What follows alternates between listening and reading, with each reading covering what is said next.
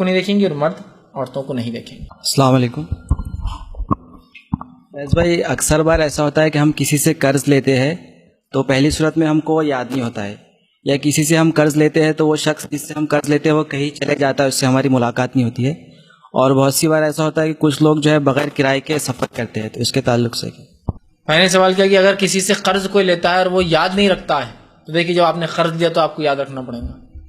آپ کا مسئلہ ہے، وہ دینے والے نے دے دیا. اگر اس کو ضرورت ہے تو آپ تو گناہ گار ڈبل ہو جائیں گے. ضرورت ہے اور آپ نے اس کا یاد نہیں رکھا. ضرورت نہیں ہے اس کو، وہ بولتا میں نے معاف کر دیا، تو بھی آپ کا کام ہے نا یاد رکھنا. اس لیے کہ میرا مسئلہ ہے بھائی قرض کا، اس کا نہیں ہے نا. 1 روپیہ بھی پتہ نہیں کیا نقصان کر دیں گا میرے آخرت کے اعتبار سے. اور آخرت میں یہ مال کے بدلے نیکیاں ٹرانسفر ہوں گی، اس کی نیکیاں اور اس کی نیکیاں. تو یہ رزق کبھی مت لیجیے. ہر ادھار لکھ کے رکھیے. بچے ہیں تو بچوں کو وصیت کیجیے، بیٹا ان سے 1000 روپئے، ان سے 500 روپئے، انکل کے 1000 روپئے، ان کے 10 روپئے، ان سے 50 روپئے. جو قرض ہے جو یوں ہی دے دیے جاتے ہیں. رکشے کو 5 روپئے ہونا، آپ بولتا ہے یار یہ واپس نہیں کرنا، لے لیجیے آپ 5 روپئے. کو مانگتا ہے کہ 5 روپئے؟ لیکن اگر وہ بولا گیا کہ دوں گا تو پھر لکھانا پڑے گا بیٹا 5 روپئے ان کے، 10 روپئے ان کے. اگر بولے تو، اگر نہیں بولے ٹھیک ہے معافی تو کوئی مسئلہ نہیں. بولتے نا بہت سی بار دے دوں گا، بس پھر پھنس گیا، پھر دینا ہے آپ کو، لکھنا پڑے گا. تو یہ تو وصیت کرنا. رہا ایسے انسان کا کہ جس سے آپ نے لیا اور وہ نہ ملے اس کے بعد، ٹھیک، تو پھر وارثین کا کام ہے وہ پیسہ اس کا اٹھا کر رکھے، جب آ جائے تب دے دیں. اس کے لیے دلیل وہ واقعہ ہے کہ آپ سے فرماتے ہیں کہ ایک شخص تھا جس کے پاس ایک شخص نے کام کیا، کام کر کے چلا گیا اور اجرت لینا بھول گئے. اس شخص نے اجرت کو انویسٹ کیا، بزنس بڑھایا، اور اتنا بزنس بڑھایا کہ وہ 2 پہاڑوں کے بیچ میں اس کی بھیڑیں ہو گئی. ایک دن وہ شخص آیا اور کہا اے شخص، میں نے تیرے پاس ایک دن کام کیا تھا اور میری کچھ اجرت تھی. وہ کہتا ہے کہ اجرت تو تھی، یہ دونوں پہاڑ کے بیچ میں جو بھیڑیں ہیں سب تیری ہے. وہ کہتا مذاق مت کر مجھ سے، میں تو ایک دن کام کیا تھا. اس نے کہا میں نے تیرے ایک دن کے کام کا پیسہ لے کر انویسٹ کر دیا تھا، آج اس کے بدلے اتنا ملا. اور وہ آدمی پورا اس سے چھین کر لے کے چلے جاتا ہے. سمجھ رہا بات کو؟ مطلب اس سے لے لیتا ہے، وہ اللہ کے لیے وہ آدمی دے بھی دیتا ہے. اس سے پتہ چلا آپ کو رکھنا پڑے. تو پھر سمجھ، مثال کے طور پہ 1000 روپئے کسی صاحب سے لیے تھے. چلیے انشاءاللہ زندگی اٹھا کے رکھنا ضروری نہیں ہے، جب بھی آئیں گے ہم دے دیں گے، جب بھی ملیں گے دے دیں گے. ٹھیک، ایسا لگتا ہے بہت لانگ ٹرم ہو گیا، بہت لمبا عرصہ، ان کے نام سے صدقہ کر دیجیے پھر کہ اللہ ان کو اجر دے.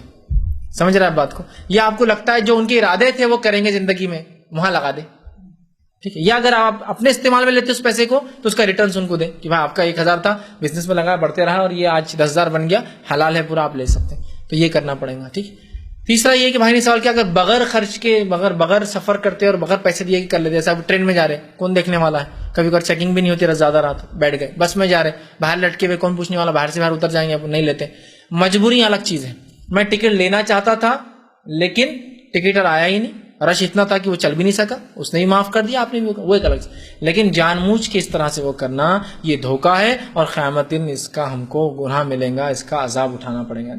بہت سے لوگ ہوتے ہیں عمر کتنی ہے 40 سال، کیمرہ مین کے آتے بولتے ایک دم میری بڈھی صورت بنا دو، اور ایک بنا لیتے 60 ایئرس کا پاس ہے، 40 کے بناتے پاس 60 کا، اور ہر جگہ وہ senior citizen concession, senior citizen 40 سال سے فائدہ اٹھاتے 60 سال تک، 60 سال کے بعد الگ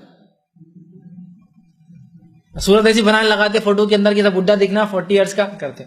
کتنی عجیب بات ہے نا، تعجب کی بات ہے کہ آپ دھوکہ صرف کنسیشن کے لیے دھوکہ دے رہے ہیں. وہ کنسیشن بوڑھے لوگوں کے لیے نا، 60 سال جو ہندوستان میں گزار چکے ہیں، ظاہر سی بات 60 سال اس ملک کے لیے کچھ کیا انہوں نے ایک طرح سے، تو اس ملک کی طرف سے ان کو ایک سہولت ہوتی ہے کہ آپ 50% ڈسکاؤنٹ، 30%، الگ الگ اسکیمز ہوتی ہے. بہرحال تو یہ 40 ایئرس میں اٹھانا چالو کر دیتا، تو یہ دھوکہ ہے، یاد رکھیے. اب آپ بولیں گے گورنمنٹ تو نان مسلم ہے، تو نہیں، وہ بے جان ہے، غیر مسلم ہے، تو بھی روز قیامت جو غیر مجسم چیزیں ہوں گی اللہ ان کو جسم دیں گا اور وہ حساب کریں گی اپنا، اور اس کے ختم ہو جائیں گے، ان کو کوئی فائدہ نہیں، ہم کو نقصان کر دیں.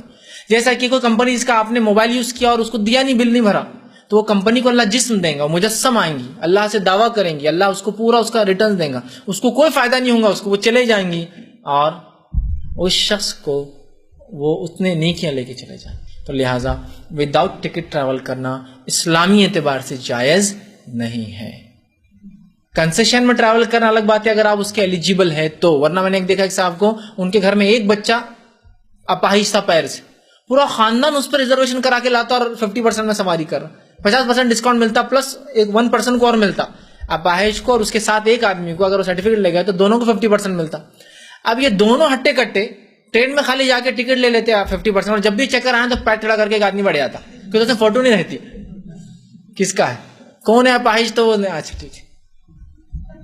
اگر اللہ کو سمجھو یہ ادا پسند آ گیا آپ کی اور پیر ایسی چلائے گی آپ کا سمجھ اترتے وقت کہ بھائی چلو ہمیشہ کے لیے لے لو تم کنسیشن, جھوٹ کیوں لیتے, سچی لے لو. تمہارے بھائی کے بھی دو اور تمہارے بھی دو گھر کے اندر, اب لو کنسیشن, آپ اٹھاؤ کنسیشن بھائی ہونے کا. کیا کریں گے پھر, ہے نا. تو شریعت میں آپ چونکہ وہ جسم نہیں ہے, کوئی ایک انسان نہیں ہے, مسلمان نہیں ہے, تو دھوکہ نہیں دے سکتے. تو وداؤٹ ٹکٹ ٹریول کرنا, شرعی مجبوریاں الگ چیز ہے, کرنا بغیر اس کے شریعتاً جائز نہیں ہے.